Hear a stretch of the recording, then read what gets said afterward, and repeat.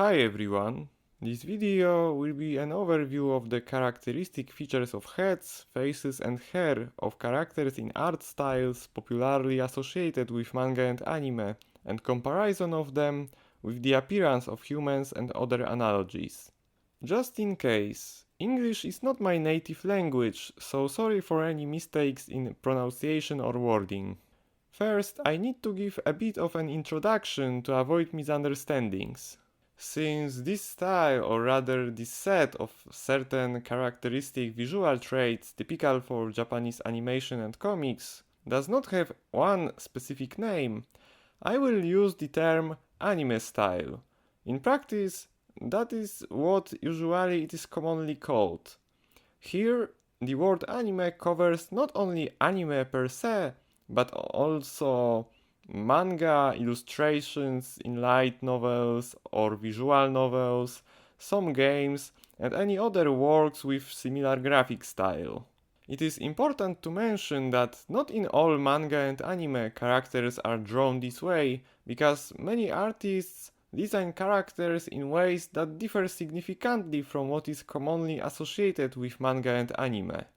Some styles are much more realistic, while others are simply very different from the stereotype, so to avoid redundancy I will not keep saying non-stop that in some works it looks in different way. Many of the traits discussed here are much more common and much more intense in case of female characters than in male ones. Also, what I will be talking about does not apply to only Japanese works, because there are also non-Japanese artists whose style is inspired by manga and anime to a greater or lesser degree. It is also worth noting that the anime style isn't static, and from its beginning to the present it has kept evolving, and over the decades we can see how trends were changing. Okay, now we can jump to the actual discussion. Anime is famous of large eyes of characters, often ridiculously large, so large that considering that in reality the eyeball is bigger than the fragment usually visible behind the eyelid, the eyeballs of some characters will be so large that they should stick out of beyond the skull. The irises are very often in the shape of a vertical oval. From the beginning, I knew that probably no animal in the world has such a feature, not to mention about humans, but out of curiosity I tried to find animal species with such a trait, which ultimately confirmed my initial intuition. There are animals with vertical pupils, or rather pupils that close from the sides, such as cats, reptiles, and amphibians, but specifically, vertical irises are a feature that does not occur in nature. An additional frequently occurring trait of anime characters' irises is that, just like pupils, they are able to change their size in response to changes in the character's emotional state. For example, significant shrinking of the iris in response to shock, fear or anger. Changing size of the iris, like what happens in case of most of animals with pupils, is also a feature that does not occur in nature. Occasionally, I see some people who associate the irises of some anime characters with insect eyes, probably because of the oval shape combined with size of those irises. Eyebrows are often very narrow, placed relatively high, but overall visually prominent being one of the most visible tools for expressing a character's emotions. Mouths are present in very diverse forms depending on the emotional expression. Usually, however, they are very simplified and often doesn't have a lot in common with real mouths. They often are only a few lines or a really abstracted form. Commonly, from a three-quarter view, they are slightly shifted to the side from the observer's perspective, and from profile they sometimes seem to lie almost on the cheek, even though the mouth itself seems to face the viewer.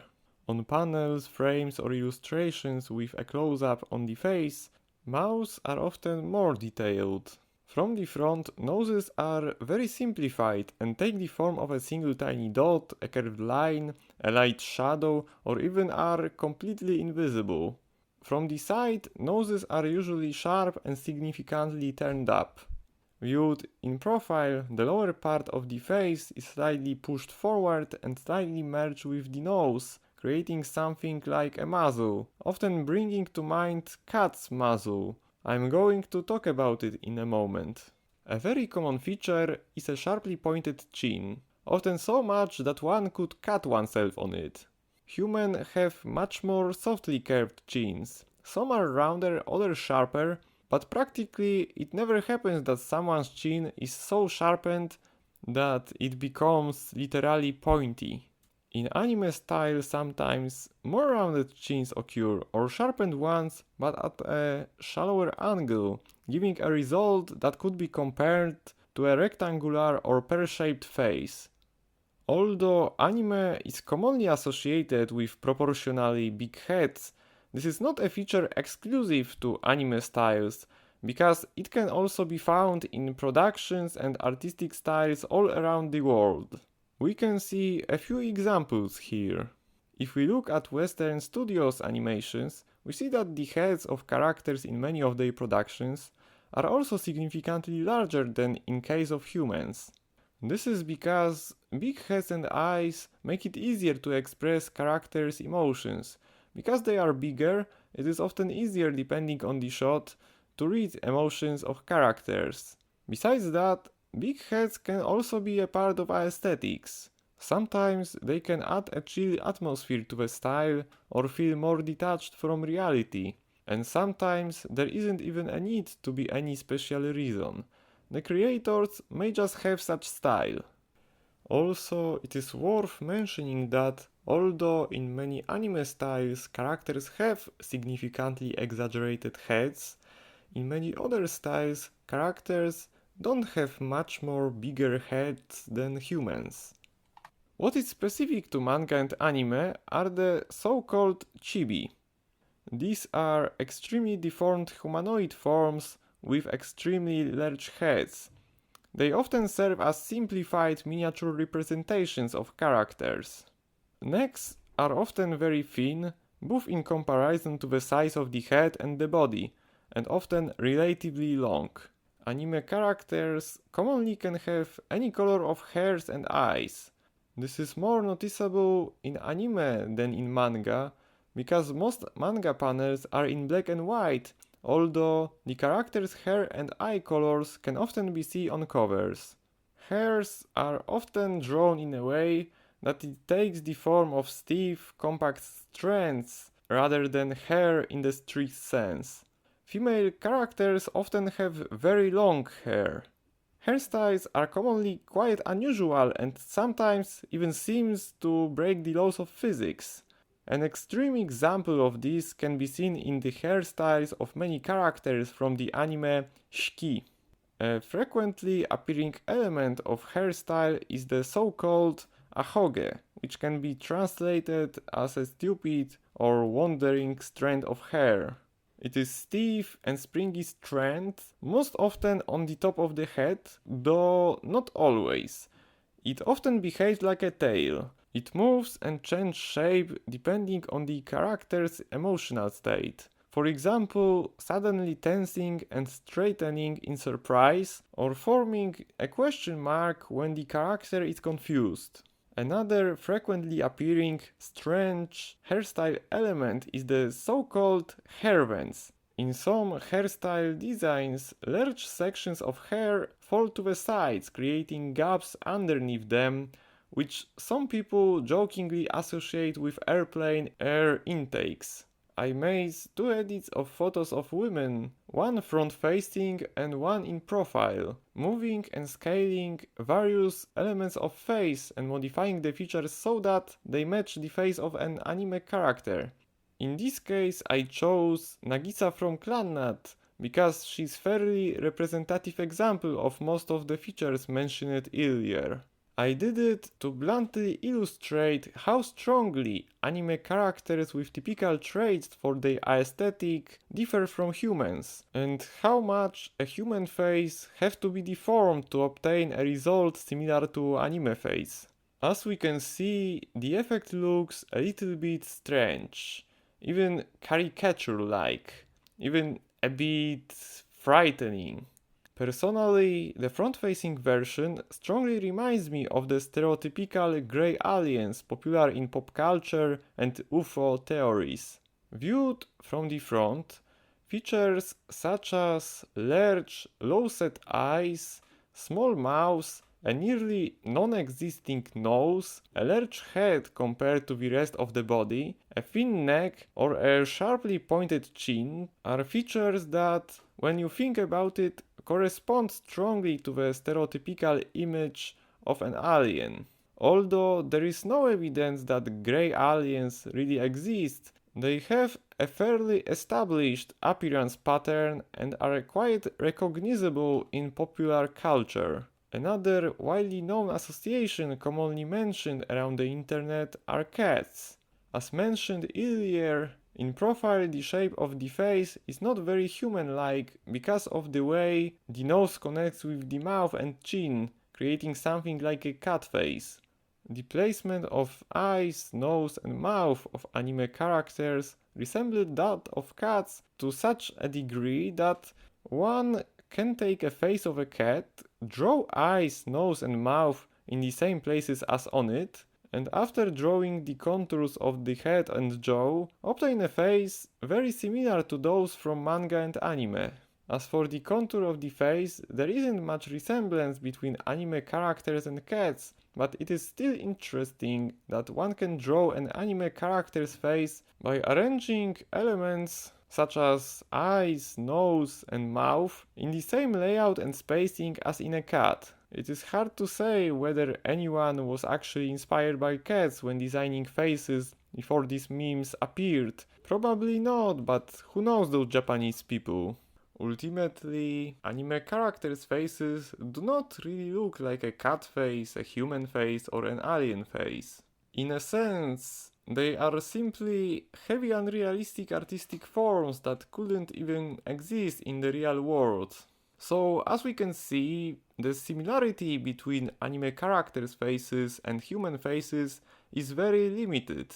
Regardless of gender, age, or race, there are simply no people who have features even slightly similar to stereotypical manga and anime faces. Human mind strongly tend to see faces in the shapes of anime-style faces, just as, in general, it easily recognizes familiar shapes in even random objects. This phenomenon is called pareidolia. Because, in life, people often pay attention to faces, they often also see faces in even random shapes. You can draw even two dots at the same level and a curved line below them and get something that most people would recognize as a face, which makes it even more likely for the brain to recognize surreal anime faces as human faces, especially if the overall context of panels or frames points to it, and people are used to conventions, which additionally makes it easier for them to recognize what is what. The origins of the face drawing style we know today can be traced to the works created by Osamu Tezuka, such as Astro Boy or Ribbon no Kishi, where for the first time eyes were slightly similar to those we know from modern anime. Tezuka was inspired by Western animation, including Disney. As his work gained popularity, other authors were inspired by it, often adding something on their own, gradually leading to what we know today. This process is difficult to trace, but when discussing which mangakas influence it in a particularly strong way, often mentioned artists are Takahashi Makoto, Chiba Tetsuya, or Takahashi Rumiko, known for manga such as Ranma or Urusei Yatsura. In the matter of history, I will stop here. One could say more about it, but the history of manga and anime has already been discussed on the internet in details to the extent that I don't see the need to discuss it in depth, especially since it doesn't add much to the discussed topic here. Many fans of anime, manga and other works in similar graphic style strongly value how characters look like. Also, it is one of the most recognizable symbols of those kinds of media. Even if manga and anime are most commonly considered as works of specifically Japanese origin, even not the origin, but the face drawing style is what defines manga and anime for many people. And most often, even when someone outside of Japan, whether in the East or in the West, draws characters in a similar style, the first association that comes to mind are the words anime and manga. Besides being kind of symbol, the characteristic faces of anime characters are found by many people as aesthetic, attractive, cute, handsome or pretty, depending on gender, etc. Considering that, as mentioned earlier, these faces do not resemble faces of humans of any category, this is quite interesting. One of the possible reasons can be the eyes. Big round eyes are very eye-catching and are considered as an attractive feature by many people. Mainly a feminine one, though not only because there are also people who like men with big eyes. It is true that when people say that a woman has beautiful, big, round eyes, they usually mean something slightly different, but it doesn't change the fact that big, round female eyes are really attention grabbing and often are perceived as attractive. And women themselves, often when doing makeup, often do it in such a way to make the eyes appear larger. In the case of anime characters, it is worth noting that the size of the eyes in comparison to humans often goes out beyond scale. Most of the time, eyes are also the most refined element of the face. Just like with eyes, there is quite similar situation with sharp chins and upturned noses, which fit quite strongly into Asian standards of attractiveness, though not only Asian ones, because many people around the world prefer such features, though preferences of people vary strongly. It is also worth noting that, as shown earlier, anime characters' faces differ from human ones to an extreme degree. Taking it into consideration, it is possible for someone to just like them on their own, without any particular connection to preferences in people's faces. Aside from that, for some people, these kinds of face designs are ugly and strange, or even repulsive to such an extent that they couldn't get into manga and anime precisely because the faces are unbearable for them. Those faces simply seem too strange to them, and they either limit themselves to manga and anime with more realistic drawing style, or do not get into them at all. Personally, I have a certain hypothesis about where extremely diverse reactions to anime faces comes from.